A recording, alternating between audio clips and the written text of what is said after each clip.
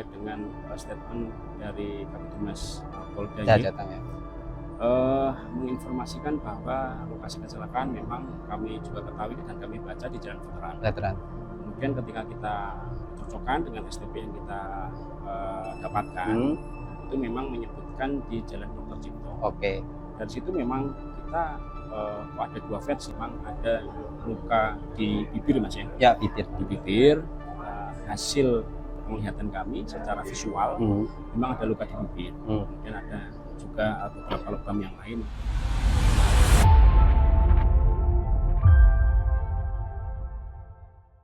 Halo pemirsa Tribun, berjumpa lagi dengan saya, reporter Tribun Jateng, Iwan Arifianto. Saat ini kita di segmen Saksi Kata, sebuah segmen untuk menguak cerita di balik suatu peristiwa. Nah, saat ini saya bersama dengan Mas Adi Putra Caesar, Ketua Bidang Pusat Bantuan Hukum Ikatan Keluarga Alumni Fakultas Hukum Universitas Negeri Semarang. Beliau sudah di samping saya untuk kita berbincang-bincang pada sore hari ini. Selamat sore, Mas. Selamat sore, Mas. Gimana kabarnya, Mas? Alhamdulillah. Sehat ya, Mas? Alhamdulillah sehat, baik. Cuman kurang tidur, Mas. Ya, Mas. Siap. Nggak apa-apa, Mas. Penting inilah ya kita dalam pertemuan ini pengen ini, Mas, bercerita atau mengungkap suatu cerita kepada pemirsa Tribuners terkait kematian seorang mahasiswa Fakultas Hukum Universitas Negeri Semarang, almarhum Iko Julian Junior, salah satu mahasiswa UNES angkatan tahun 2024 yang saat ini kematiannya masih diliputi kejanggalan. Nah, dengan Mas Caesar ini kita ingin berbincang lebih jauh apa sebenarnya peristiwa kecelakaan yang disebut-sebut oleh polisi yang menimpa yang berkaitan dengan kematian almarhum Iko ini. Kita disclaimer dulu. Kita dalam segmen Saksi Kata sebenarnya kita ingin ngobrol dengan orang yang terdekat atau saksi yang terdekat, yakni keluarga. Namun karena kondisi keluarga saat ini sedang berkabung, kita berbincang atau berbicara dengan ini Mas ya, PBH FH UNES. Nah, ini sudah dikuasakan hukumannya Mas ya, biar pemirsa Tribun tahu. Iya, terima kasih Mas Iwan. Alhamdulillah dari pihak keluarga memang beberapa komunikasi kita kemarin kondisi keluarga kan memang masih diliputi rasa duka. Dari situ kemudian keluarga menyampaikan kepada kami bahwa keluarga ingin diberikan ruang agar bisa mengembalikan semangat dan berdamai dengan keadaan yang menimpa dari keluarga atas kematian dari almarhum Iko. Seperti itu. Jadi dari keluarga sudah menyerahkan kepada kami untuk mewakili. Ya. Karena kondisinya memang tidak dimungkinkan karena banyak media, Mas ya. Ya, betul. Jadi dipasrahkan kepada kami seperti itu. Oke, siap. Begitu ya pemirsa Tribuners, berarti kita sebenarnya berbincang dengan Mas Caesar itu bagian dari perwakilan keluarga. Oke, kita langsung masuk nih untuk menguak cerita di balik suatu peristiwa yang menimpa almarhum Iko. Mas Caesar, kalau boleh tahu Mas, itu kronologi awal kejadian kematian Iko yang diterima oleh teman-teman alumni itu seperti apa sih Mas? Oke, saya jawab Mas ya. Ya. Kita akan jelaskan dari awal. Ya. Jadi saya selaku ketua PBHIK alumni Fakultas Hukum Universitas Negeri Semarang, kita memang melihat dinamika di bulan Agustus kemarin itu cukup ramai ya Mas ya, di lapangan, banyak aksi juga yang turun ke jalan, baik itu dari aliansi mahasiswa juga dari aliansi yang lain.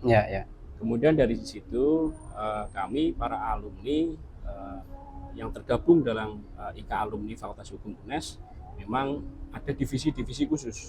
Salah satunya adalah divisi di Pusat Bantuan Hukum Alumni di Fakultas Hukum UNES. Melihat dinamika yang tadi saya sampaikan di awal, kemudian kami PBH IK alumni Fakultas Hukum UNES, kemudian kita merapatkan barisan, kita mencoba memberikan gerakan melalui layanan yang kami sebut layanan aduan. Untuk siapa? Untuk peserta aksi di di tanggal 30 akhir bulan Agustus kemarin. Ya. Kemudian ketika kami sudah sepakat di satu tim itu, kemudian kita membuat gerakan yang tadi saya sampaikan. Kita membuat flyer yang mana di flyer tersebut ada kontak person dari perwakilan kami. Dari situ kita komunikasikan kepada rekan-rekan mahasiswa, khususnya di UNES, dan kita sebarluaskan di beberapa daerah di Jawa Tengah khususnya. Dari sharing flyer atau aksi layanan aduan kami itu, ada sekitar 11 orang awalnya, 11 orang mahasiswa yang terdaftar atau yang termasuk dari mahasiswa di UNES sendiri. Dari situ 11 mahasiswa masuk aduan ke kami, Mas. Kemudian dari situ kita komunikasikan, ada data yang masuk, kita juga meminta kepada para pengadu untuk memberikan identitas dan kronologinya. Kronologi kejadian beserta bukti-bukti, kalau ada foto dilampirkan foto, kalau ada bukti video dilampirkan video. Kemudian dari situ masuk 11, kita buatkan kuasa, akhirnya kita tim bergerak ke Polda dengan tujuan untuk memberikan bantuan hukum atas peserta aksi yang mana diduga mendapatkan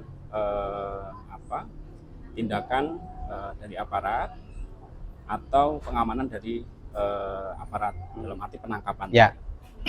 Kemudian alhamdulillah kita berkoordinasi dengan kampus juga, dan 11 orang yang masuk aduan ke kami alhamdulillah sudah bebas lepas semuanya.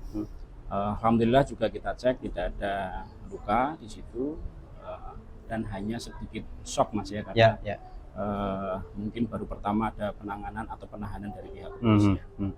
Kemudian dari situ hari berikutnya kami mendapatkan beberapa aduan, beberapa juga laporan juga, dan kita kaget karena ada satu rekan kita yang meninggal, yang bernama almarhum Iko Julian Junior. Dari situ kemudian kami berusaha merangkum, Mas. Kita merangkum sebagaimana mestinya ketika kita mendapatkan laporan, kita mengumpulkan beberapa data. Baik itu data yang beredar di media sosial, dan juga laporan-laporan dari rekan-rekan alumni dan rekan-rekan dari mahasiswa. Dari situ kemudian kami susun, kronologisnya. Kemudian karena ada beberapa versi, Mas, ya, ada beberapa versi yang itu beredar di sosial media, ya. Ada yang katanya meninggal karena kecelakaan, ada juga yang katanya meninggal karena ada dugaan tindakan kekerasan. Dari situ kemudian kita mencoba masuk, Mas. Kita mencoba masuk untuk memberikan bantuan, karena Iko sendiri sebagai mahasiswa merupakan keluarga bagi kami. Karena memang doktrin yang diberikan kampus ketika kita sudah lulus, solidaritas kita masih harus ada. Dari situ kemudian kita turun, Mas. Kita turun, kita gelar perkara dengan data yang ada, kita himpun, kemudian kita coba investigasi. Kita cari tahu apa kebenarannya, kita cari tahu fakta yang sesungguhnya yang seperti apa. Pada saat itu memang dari pihak kepolisian belum mengeluarkan statement, ya, Mas, ya, terkait dengan kronologis kematian dari itu. Kemudian kita memang mendapatkan atau ada beberapa rekan yang mengirimkan terkait dengan bukti-bukti tadi, termasuk terkait dengan surat tanda penerimaan atau STP, yang di situ menerangkan adanya kronologis ya sedikit, ya, terkait dengan sebab musabab almarhum meninggal, salah satunya kecelakaan. Itu kronologis awalnya seperti itu, Mas. Tadi sudah disinggung ya oleh Mas Caesar ini soal kronologi awal almarhum Iko Julian Junior ini mengalami kecelakaan. Nah, ini kan Polda kemarin, yakni Kepala Bidang Hubungan Masyarakat Kapitumas Polda Jateng, Kombes Pol Artanto, menyebut kecelakaan tidak terjadi di Jalan Dr. Cipto yang tercantum dalam STP yang terbit pada tanggal 31 Agustus hari Minggu tahun 2025. Namun dia merevisi kemarin pada hari Selasa tanggal 2 September bahwa kecelakaan itu ternyata di Jalan Veteran. Nah, ada perbedaan versi ini, pemirsa Tribun. Nah, kalau dari tanggapan sebagai kuasa hukum dari keluarga seperti apa, Mas? Oke, jadi sebelum saya jawab, Ya. saya tekankan lagi bahwa kehadiran kami di sini untuk mencoba membantu Ya, ya, ya. agar tidak bergulirnya bola panas, Ya, ya, ya. karena situasi sedang Ya, seperti ini. benar. Kemudian kita mencoba membantu juga agar perkara yang masih abu-abu Ya. atau dalam istilah hukumnya obskur Mas ya, menjadi terang benderang. Betul, betul. Kemudian yang disampaikan terkait dengan pertanyaan Mas Iwan, itu memang kami juga mengikuti terkait dengan statement dari Kabitumas Polda Jateng ya. menginformasikan bahwa lokasi kecelakaan memang kami juga ketahui dan kami baca di Jalan Veteran. Kemudian ketika kita cocokkan dengan STP yang kita dapatkan, itu memang menyebutkan di Jalan Dr. Cipto. Oke. Dari situ memang kita kok ada dua versi. Ya. Nah, ini memang menurut kami wajar dan lumrah, Mas. Wajar dan lumrah untuk kita kemudian menduga-duga Ya. mana sih lokasi terjadinya kecelakaan itu. Terkait dengan hasil penyelidikan atau hasil penyidikan yang disampaikan oleh Kabitumas Polda Jawa Tengah, kami menghormati karena dari Humas Polda juga menginformasikan masih dalam proses penyelidikan atau penyidikan secara mendalam lagi. Kami tunggu itu. Oke. Kemudian terkait dengan perbedaan, kami juga hormati, kami juga tunggu juga hasil dari penyelidikan dan penyidikan yang lebih dalam itu. Kami juga berharap, kami cuma berharap maksudnya ketika nanti hasil penyelidikan atau penyidikan itu juga berdasarkan dari saksi dan dari bukti. Oke. Karena sebagaimana kita ketahui bahwa ada pasal 184 Kitab Undang-Undang Hukum Acara Pidana bahwa minimal ada 2 orang saksi dan 2 orang bukti itu ya Mas ya, untuk membuat yakin ada suatu kejadian yang dialami oleh almarhum tersebut. Dari situ kami berharap agar nanti dari bidang apa yang menangani dari penyidiknya juga memberikan informasi terkait dengan perkembangan hasil penyelidikan dan penyidikan berdasarkan yang tadi saya sampaikan, saksi dan bukti, dan kami tunggu itu. Kami tunggu secara logis. Sebenarnya kalau kita lihat di Semarang Mas ya, Semarang kalau di beberapa jalan kita cermati memang ada titik-titik CCTV di situ. Oke. Mungkin kami berharap juga nanti dari kepolisian juga bisa mengambil lokasi-lokasi tempat kejadian kecelakaan berdasarkan dari CCTV itu, agar nanti pun juga yang tadi saya sampaikan di awal, agar perkara ini terang benderang. Terang benderang, kemudian beberapa aliansi masyarakat dan masyarakat juga tidak menduga-duga, terutama dari kami juga tidak menduga-duga. Dan wajar ketika ada perbedaan seperti ini, kemudian kita mencari bukti-bukti yang lain, kita juga dari PPH juga mencoba investigasi seperti itu. Oke. Kemudian hal janggal lagi pemirsa Tribuners adalah ini ya, dari keterangan ini ya PPH IK UNES itu menemukan fakta ya di lapangan bahwa korban itu diantarkan pukul 11 ya. Kemudian dari Polda Jateng lagi-lagi membantah hal itu. Mereka mengatakan bahwa Iko Julian Junior diantarkan ke rumah sakit terdekat, yakni Rumah Sakit Umum Provinsi Jawa Tengah, RSUP Karyadi Semarang, pada pukul 03.10 atau 5 menit setelah kecelakaan. Nah, ini kan ada perbedaan rentang waktu yang cukup ini ya Mas, signifikan ya, hampir 10 jaman. Nah, ini kalau dari PBH IK UNES seperti apa Mas tanggapannya? Ya, kembali kami sampaikan bahwa adanya perbedaan informasi Mas, informasi yang kami terima dan kami himpun dalam aduan yang kami buka, kemudian kami coba komparasikan dengan hasil penyelidikan atau penyidikan dari pihak Polda Jawa Tengah. Kami sekali lagi kami tekankan bahwa kami juga berharap bahwa hasil yang mendalam yang disampaikan oleh Kabitumas Polda itu juga disampaikan berdasarkan saksi dan bukti. Karena pun kami juga dari tim kami juga sedang melakukan investigasi juga terkait dengan adanya perbedaan hasil penyelidikan atau penyidikan dari Polda dengan hasil informasi aduan yang kami terima. Jadi kami juga membantu membuat terang benderang perkara ini. Itu tanggapan dari kami seperti itu terkait dengan perbedaan rentang waktunya, Mas. Oke, berarti saat ini tim PBHIK UNES juga lagi berusaha untuk ini Mas ya, merekonstruksi kejadian peristiwa ini juga ya? Betul. Kami dengan tim sedang melakukan itu. Tentunya juga dengan komitmen kami bahwa almarhum ini kan juga keluarga kami. Aksi solidaritas dari kami, dari IKA Alumni khususnya dari PBH, kami berkomitmen juga mengawal perkara ini sampai selesai seperti itu. Nah ini juga pemirsa Tribuners, kecelakaan ini yang ini ya akhirnya merenggut nyawa seorang mahasiswa yang dikenal berprestasi ya, almarhum Eko Julian Junior ini, itu juga dibawa oleh mobil Brimob.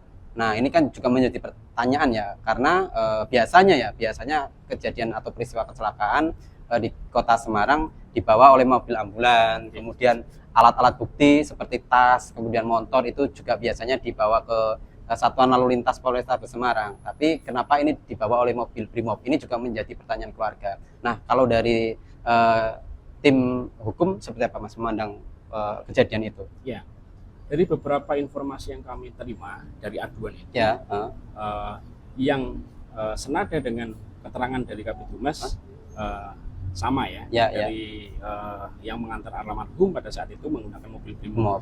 Berarti memang sama keterangan yang atau informasi yang kami dapatkan. Terkait dengan alasan-alasan kenapa kok diantar oleh mobil Brimob, itu juga kami sedang investigasi juga. Kita juga menduga-duga mungkin saja di lapangan juga saat itu mobil Brimob sedang patroli. Bisa juga seperti itu, Mas. Nah, cuman kembali lagi bahwa kota Semarang ini kota yang besar. Kota yang menurut kami lebih maju dari kota-kota yang lain di Jawa Tengah. Dengan asumsi seperti itu, kita sedikit bisa menyimpulkan bahwa terkait dengan CCTV yang tadi saya sampaikan, sebetulnya tidak membutuhkan atau tidak membutuhkan hal yang sulit ya. Untuk membuktikan terkait hal-hal dugaan-dugaan laporan yang kami terima dari aduan itu ya Mas ya. Karena CCTV ini kan yang tadi saya sampaikan, Semarang kota besar, titik-titik letak CCTV itu pasti lebih banyak dari kota-kota lain. Seperti itu Mas. Semoga saja tidak mati CCTV-nya. Gitu ya pemirsa Tribuners ya. Sama ini Mas Haisar, soal luka lebam.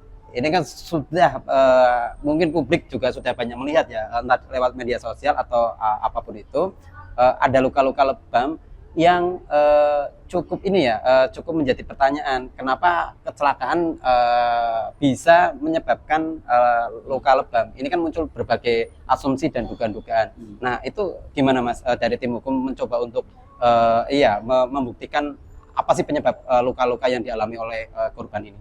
Ya, pertama yang mau saya sampaikan terkait kami menerima ada foto Mas ya. Ada foto ya Bu? Ada foto almarhum ketika sebelum dimakamkan. Saya sampaikan bahwa keluarga juga menyampaikan ke kami karena terkait dengan foto yang beredar, keluarga dari almarhum memang sedikit risih ya, karena almarhum sudah dikebumikan, dan kuburannya pun juga belum kering, tapi kenapa fotonya tersebar di mana?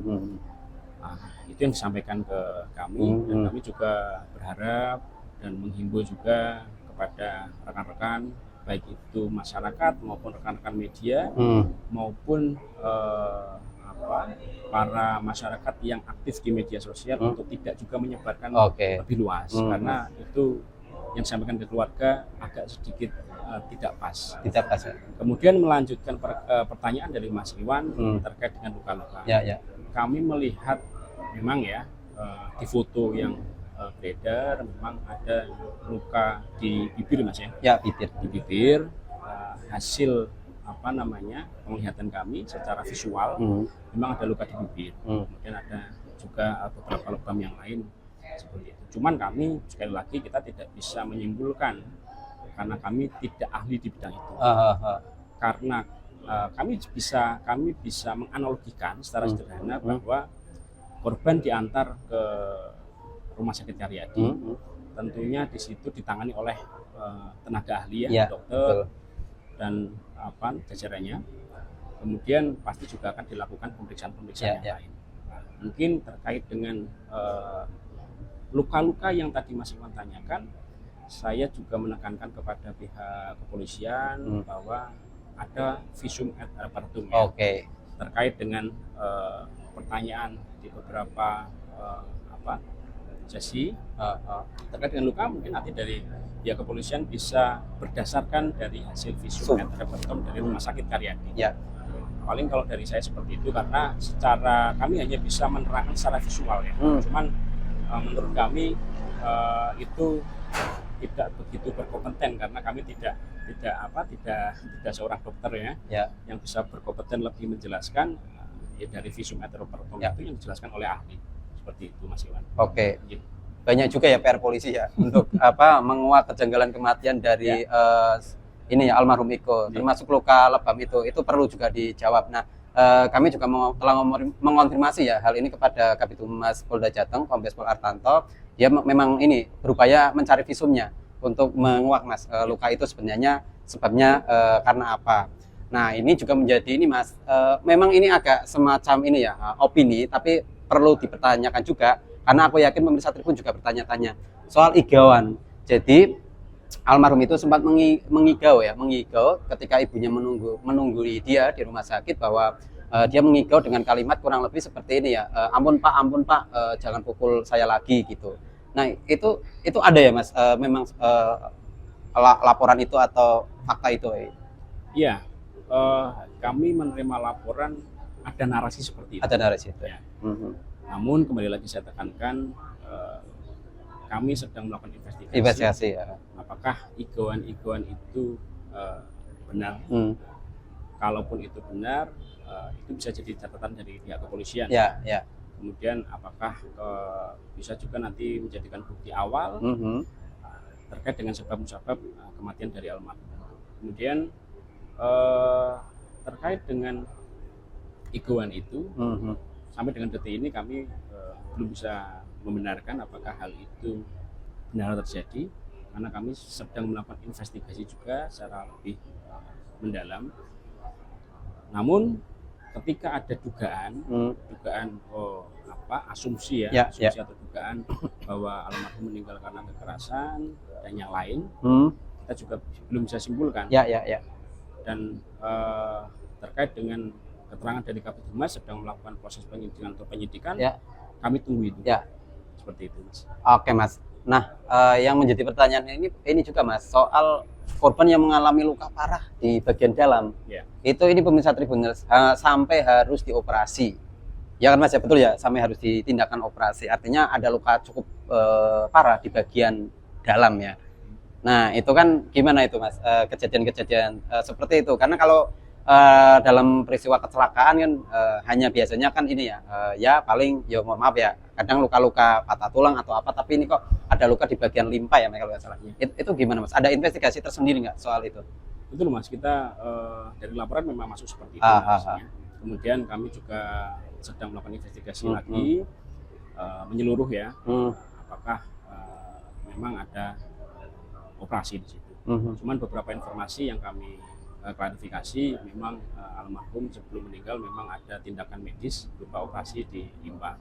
Nah, namun nanti dari pihak kepolisian kembali lagi mungkin juga bisa nanti menjelaskan, karena saya meyakini bahwa dari pihak kepolisian juga akan melakukan pemeriksaan ke Karyadi juga, apakah benar itu ada operasi di limpa, dan nanti coba kita korelasikan dengan hasil investigasi kita juga seperti itu. Oke. Nah, operasi itu korelasinya dengan penyebabnya itu juga harus diketahui juga ya Mas?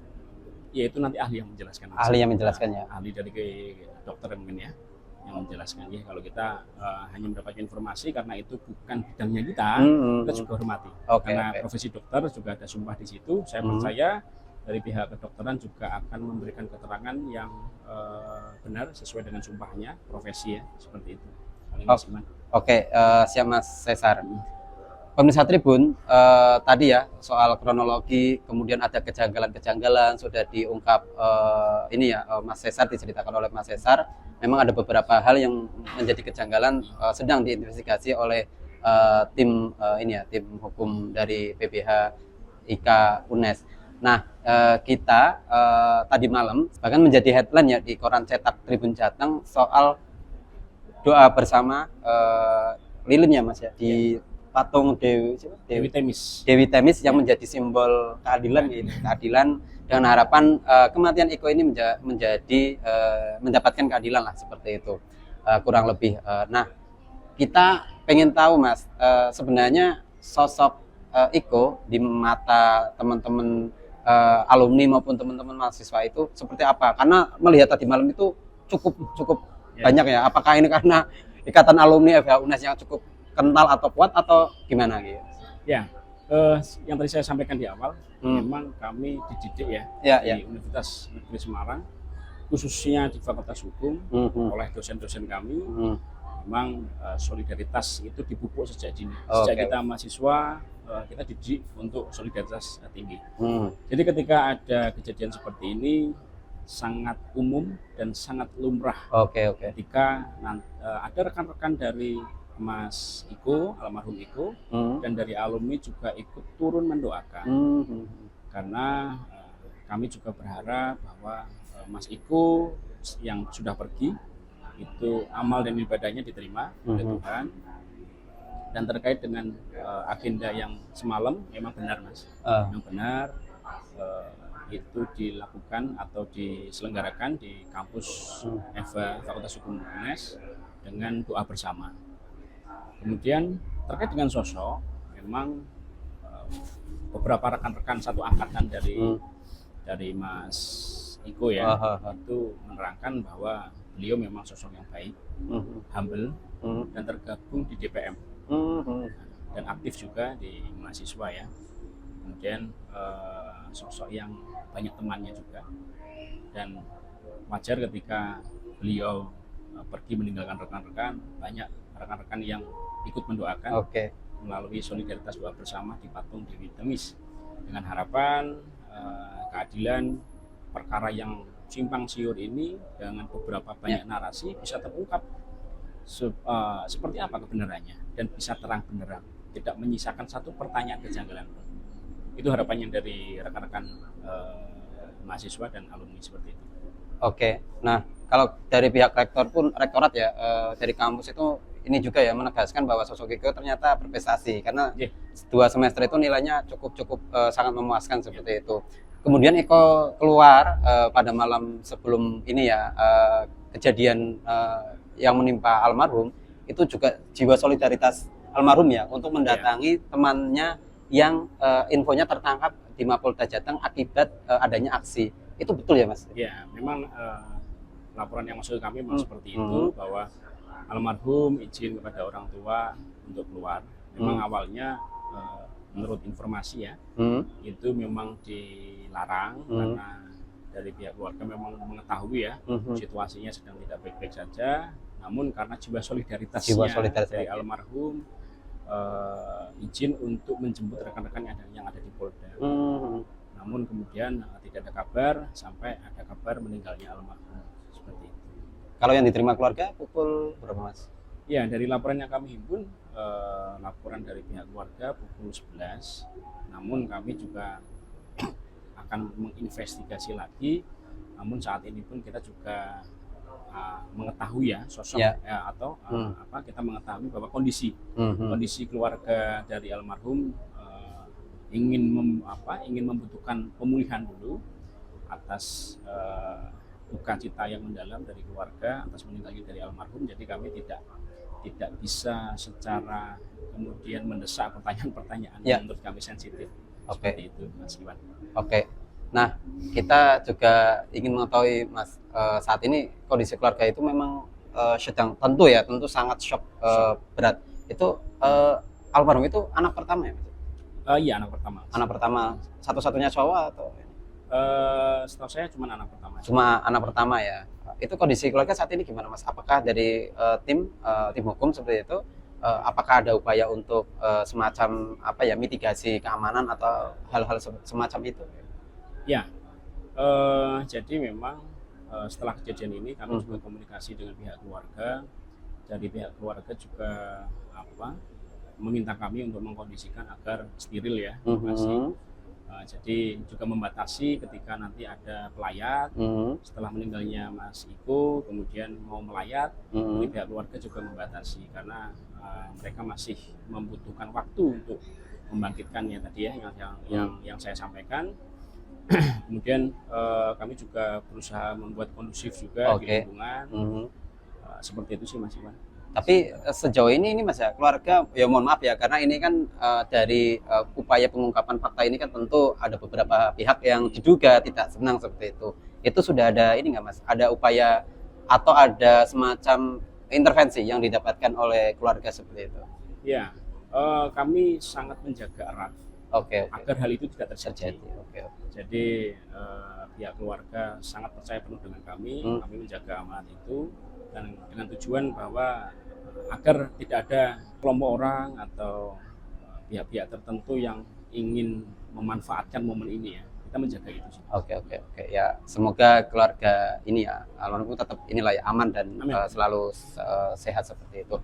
Nah Mas, terakhir mungkin ya pemirsa Tribuners, ini tim PBH IKA UNES sedang melakukan investigasi internal juga ya Mas ya untuk mencoba mengumpulkan bukti-bukti yang ada. Nah ini Mas mungkin harapannya Mas ya, harapannya dari kasus kematian Iko ini seperti apa Mas? Ya harapannya tentu sebab musabab kematian dari almarhum bisa terungkap sesuai dengan kebenarannya. Ya. Ketika ada narasi-narasi yang lain, kami juga berharap pihak kepolisian ketika sudah menyimpulkan kematian dari almarhum karena kecelakaan, tolong nanti diproses sesuai dengan saksi bukti yang memang relevan.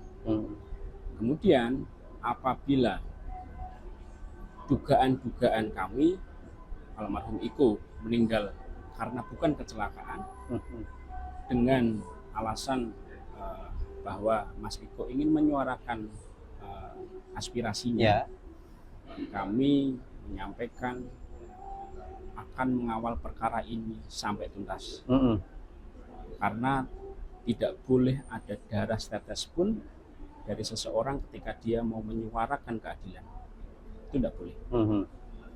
Ketika kita mengerucut di undang-undang tentang kemerdekaan menyuarakan aspirasi di depan umum ya, di situ di pasal 8 menyebutkan bahwa tidak boleh ada kekerasan, tidak boleh dihalang-halangi.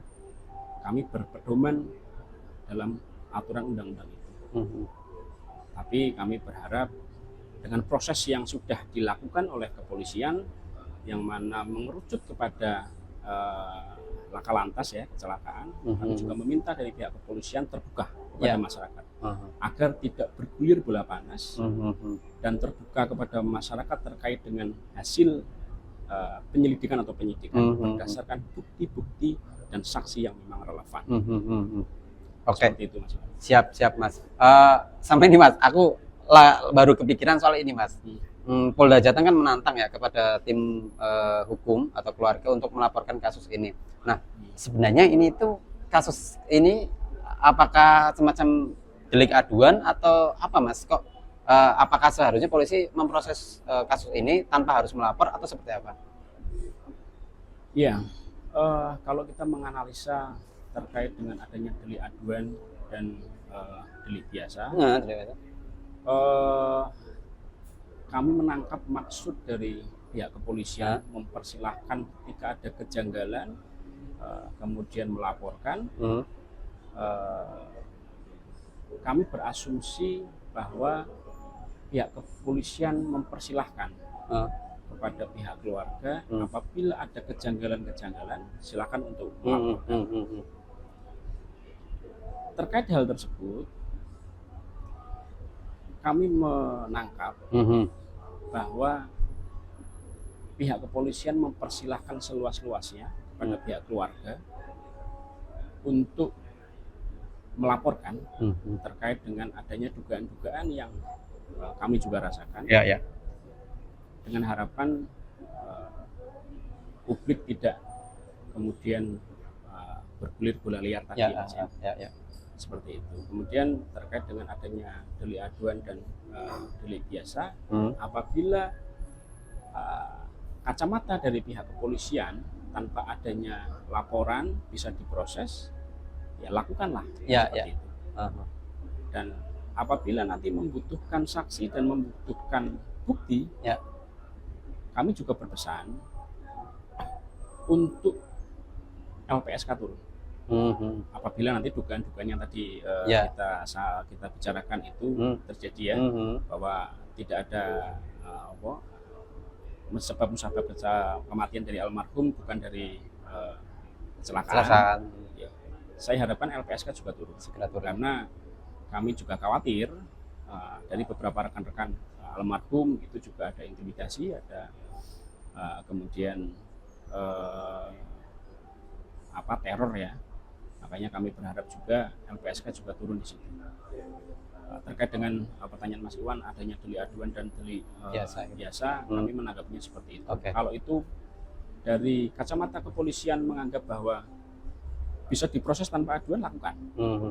Tapi kembali lagi pesan dari keluarga, saat ini keluarga tidak mau mengambil upaya apapun karena dari keluarga ingin diberikan waktu ketenangan. Siap, makasih Mas. Pemirsa Tribun, begitu obrolan kita dengan Mas Adi Putra Caesar, Ketua PPH IK UNES, yang ini ya menjadi kuasa hukum atau menjadi pendamping dari keluarga Iko Julian Junior, mahasiswa UNES Fakultas Hukum angkatan 2024 yang mengalami kecelakaan yang berujung meninggal, dan kematian itu masih janggal seperti itu.